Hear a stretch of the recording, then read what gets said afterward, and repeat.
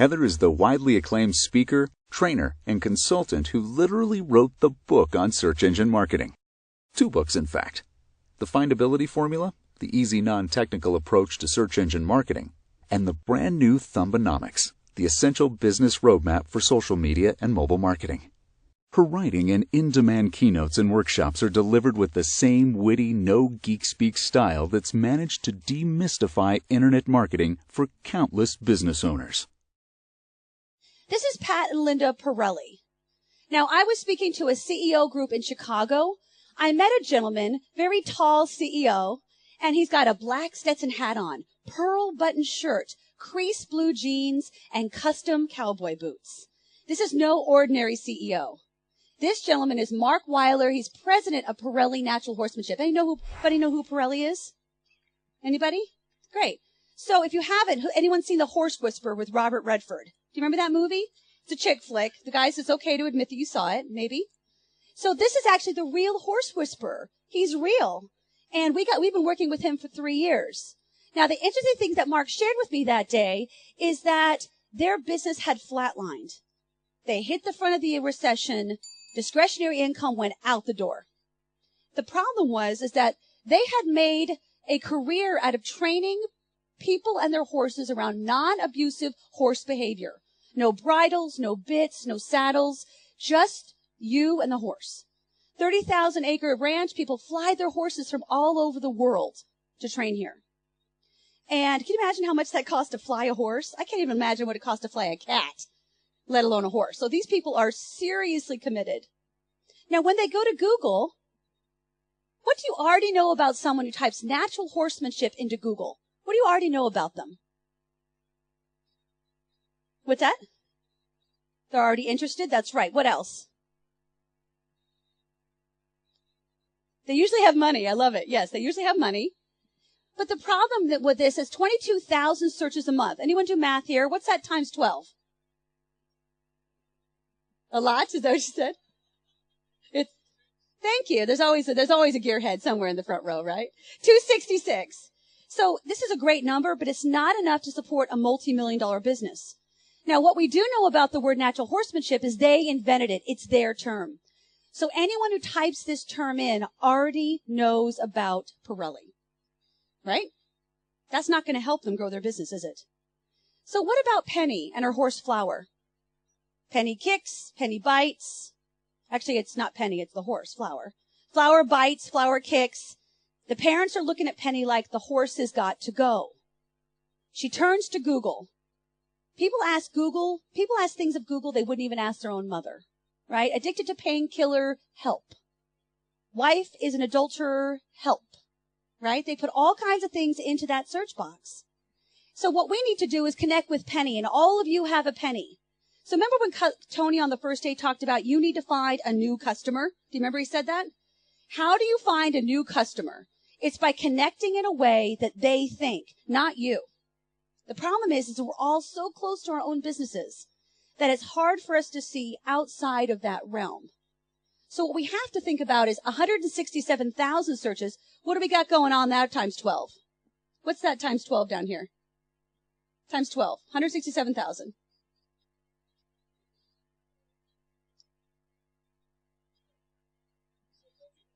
Yeah, 2 million, right? A little over 2 million. 100,670,000. We have Rain Man over here. Good job. Okay, great. It's a lot, right? So will that change their business? I can't hear you guys. Yes. So if you're going to grow your business, you've got to figure out where have I saturated my market, and then how do I get above that to people who don't know us but should? And that's what Pirelli was suffering for. They had saturated their market at 22,000 searches a month, a little over 250,000 searches a year. They had completely saturated that market. There was no room to pull any money out of their wallets. And when the economy hit, they really needed to reconsider their options. So what we had to take a look at is Penny and her horse Flower. Flower kicks, Flower bites, Flower won't trail her. What's the pain? She turns to Google. She hasn't seen the Horse Whisperer. In fact, she probably doesn't even know Robert Redford. She knows maybe the wrinkled Robert Redford, right? But not the Robert Redford that I know. And so what we started looking at is at horse training, 167,000 searches a month. And Pirelli is nowhere to be found. Why not? What's going on? That's right. They had a certain wrong keyword phrase in mind. And when I said, you know what? You've already saturated natural horsemanship. So they had discretionary income. They had people that need it. They want it. They don't need it. So we had to really scratch a little deeper. So if they're not findable under horse training, it's because they're not using that phrase. Google is a non-emotional, non-intuitive robot. They also had a huge problem with another Pirelli on the market. Anyone? Tires. So what we did is we looked at their Google Analytics. 50% of their traffic was actually misspellings for the word Pirelli tire. Now, who's the rightful owner of the word Pirelli? Pirelli tires or Pirelli horses? What do you think? Well, Pat was born with that name. I think he'd probably think he was the rightful owner of that name. But the users kept spelling it wrong. It was interesting when I was doing research. Is Tim Odom here this morning? Thank you, Tim. He and I had a fantastic conversation, and we talked about the sophistication level of your audience, and they want these things. They're a very discerning audience, as is the Pirelli audience. They know what they want, know when they want it, and they know the pain around selecting the wrong services and tools. They know the pain. And for Penny, she's got some serious pain. So when we started digging in, we started looking at, okay, what's really going on? So does anyone know why? Let's go back for a minute. Let's all take a minute and go way back to the beginning when Google was first developed. It was a Stanford research project. Larry Page and Sergey Brin were challenged by their professors that morning to come up with something because they were frustrated. They could not find the content that was being published by professors and doctoral students. They couldn't get access to that material. So they're like, how can I come up with an engine or a database that lets me access that quickly? Because I don't want to wait until those documents are published. That could take forever to get into the library. So they were challenged that day by their professors to come up with something. So they figured out that the model should be term papers. Y'all remember when you wrote your last term paper? As painful as that might be, go back there with me.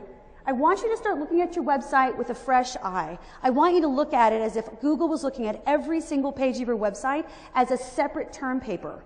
Now, its job is to connect each page of your website with a specific search phrase. So this is why we care. It's all about search demand. So this is a 2012 HubSpot report. So I want you to look at this. A term like shoes, obviously that's an extreme example, has high cost and high competition. So I don't know about you, but I want low cost and low competition. Wouldn't that be the dreamland we all live in? Low cost, low competition, yay. But we don't get that. And unfortunately, those phrases are incredibly expensive. It takes forever to rank under them. So then we want 2 to 3 keyword phrases like men's shoes, truck accessories, something very generic like that. We're getting a little warmer, but it's not nearly good enough. How about Nike women's running shoe? Okay? So think about this. Bright toolbox gold or truck toolbox gold. Now I've got a very specific, very warm. And what's interesting is that those 4 keyword phrases or longer have a 36% conversion rate. Anyone getting 36% conversion rate out of their shopping cart right now? Anyone? So what I want you to think about is it may be a lot of work to go through and retrofit your site. I'm not saying that this is not going to be work. But I want you to, because you attended this session, I want you to be smarter than your competition, and I want you to play harder and rougher. And I want you to look and say, you know what, I'm going to go back and look at all the pages in my website, and I'm going to make sure that I've used these longer tail keyword phrases. Because 70% of all searches that happen on the internet are long tail. They're 4 keyword phrases or longer. So think about how your website is structured and how we can start connect with that. So become findable under the right keywords. So some of the keyword phrases I want you to think about is coffee, television, pets. Very, very generic. These are super cold keywords. So remember, we're moving through this cycle super fast. Some people might type in truck. Some people might type in truck accessory, whatever that phrase is, but they instantly think that was dumb. Why did I do that? And they move to something very quickly in their search process. So shopping keywords like Starbucks coffee, Sony television, pet store, bright truck toolbox.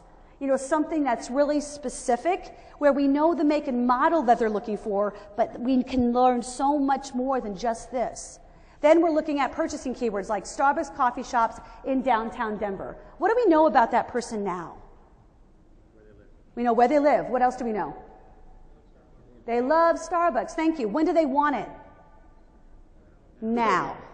Now is the phrase that should get everyone excited, right? We want them to be ready now. When they hit that shopping cart, they got their credit card on the table and they're ready to buy. I don't know about you, but I don't want to waste any time on cold call keyword phrases that are informational and shopping in nature. It's a massive waste of my time.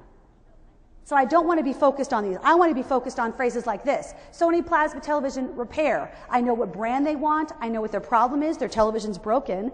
And I know that they have a plasma, which I specialize in. How about this one? Pet store with exotic bird food Dayton.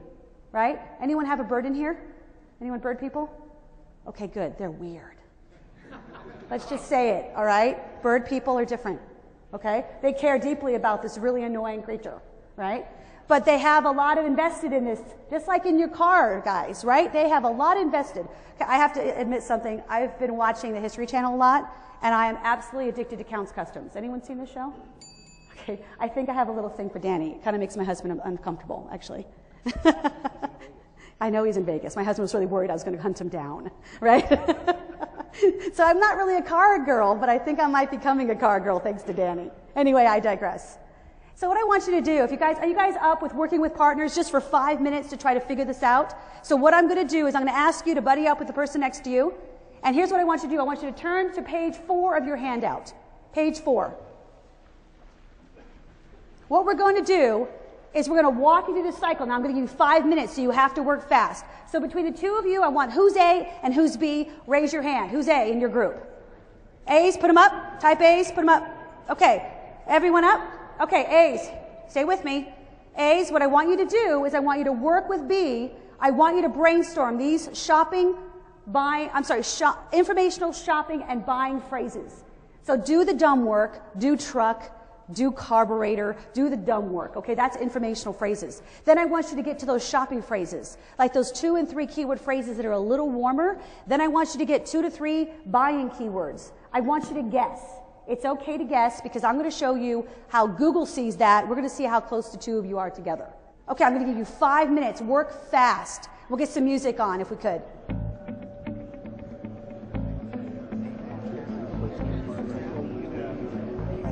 Okay, buying keywords. Don't think about it too hard. Just write it down. Sometimes we have to go back to the beginning and think about what our audience really wants.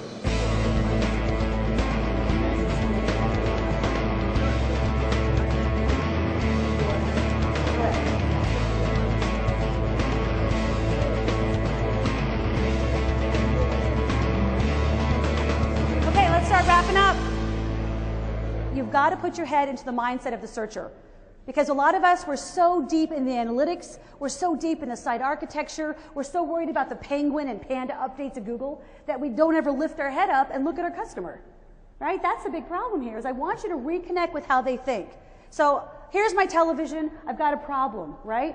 So I go to Google and I start typing in specific keyword phrases like television at 435 million searches a month. So guys, what kind of keyword is that? Is that informational, shopping, or buying? What is it? Informational, that's right, because they have just started thinking about it. But what, 435 million people do that every day. So you're like, no one's typing that in. Yeah, they are typing that in, but that's not where they convert. That's not where they actually put their money down on the line. So then we've got, so I want you to think about this as super expensive, and this is very, very costly. So dollars are flying out of your bank account. All right? And then our users, why would we pay for an unhappy user? That's a ridiculous effort. How about this one? Television repair, 983,000 searches a month. We've made quite a drop, haven't we? But our costs came down. The competitive nature of that keyword came down. So I know a lot of you do paid search or pay-per-click. Well, what I want you to think about is if I optimize a page on my website for that specific phrase, it's going to rank that much faster, the less the competition. So I want you to pick phrases that are going to rank super fast.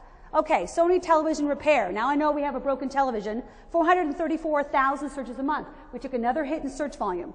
But our competition went down and our price went down. When's the last time a marketer said, I want to give you lower search volume, and actually pay and have you pay me less? Right? So I want you to think about it. It's not about the quantity of the search volume. Get that out of your head. I want you to think about the quality of the search volume.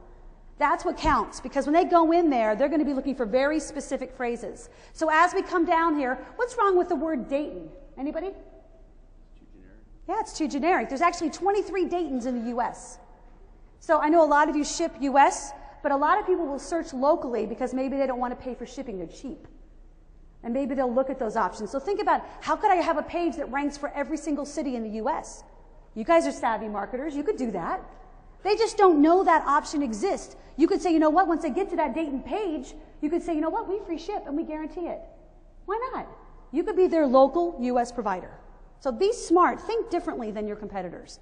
And as we come down this shopping continuum, you'll see even at Television Repair Sony Dayton, Ohio, on-site repair, we have 5,940 searches a month.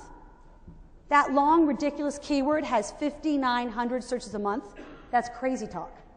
But that's how people have become, right? They know that the longer the keyword phrase, the warmer the search results are going to come out.